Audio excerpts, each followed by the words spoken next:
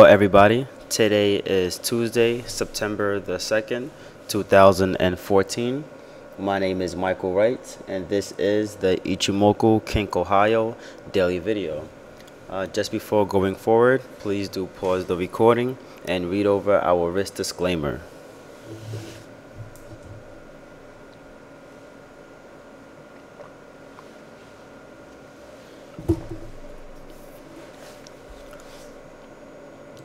Alright, in the alleyway video, we went over the performance for the month of August, indeed profitable. So let's jump right into some chart analysis, looking at the Ichimoku Kinko Hyo. Okay, so there's a couple features with the Ichimoku. One of our favorites is the Kiwi dollar, looking at it on a 4-hour time basis. Okay, now with that being said, what we really like is when prices cross either above or below the Ichimoku cloud, the cloud being the thickness. So here, this yellow part, greenish yellow, right, indicating bulls, reddish part indicating bears. But what you really want to pay attention to is the cloud itself. So I could actually take away some of the features so you can only see the cloud. Let's do that.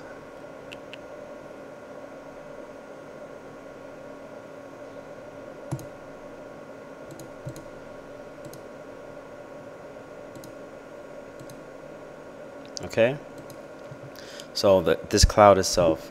Now, a break below signifies for shorts. Ideally, you want to put your stops against the on the other side of the cloud, and trail your stops as it tumbles with only a break back above the cloud, negating that sort of bias in terms of direction.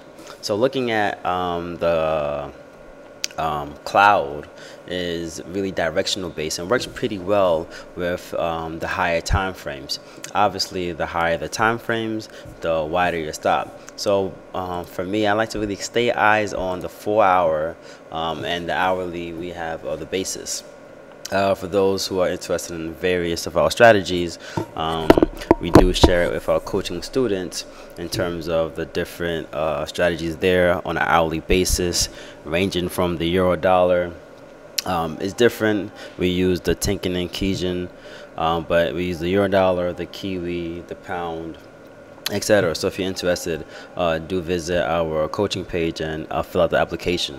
But in either case, though, just looking at this Kiwi dollar, for example, a break above. So if we use this as an example, it broke above this zone being the 85.40 marker.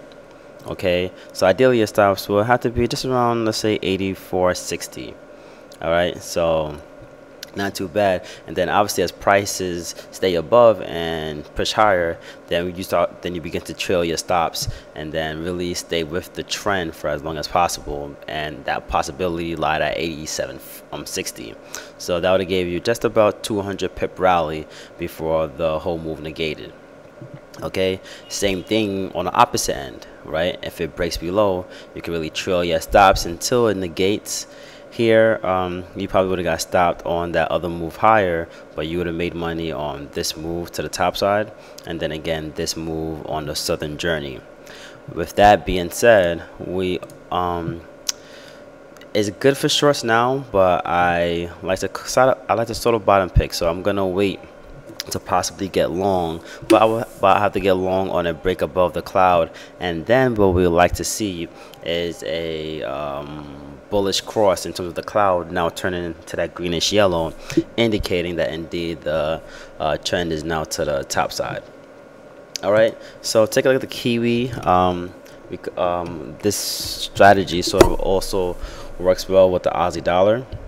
Aussie dollar obviously showing the opposite of what the Kiwi dollar is showing, but worth noting this price action move here, right? Always bodes well to combine these various strategies together in terms of, I know for me, I like Elliott waves, but puzzling together Elliott waves, Ichimoku, moving averages, and what we call the three tier system, and really bringing those features to life. All right.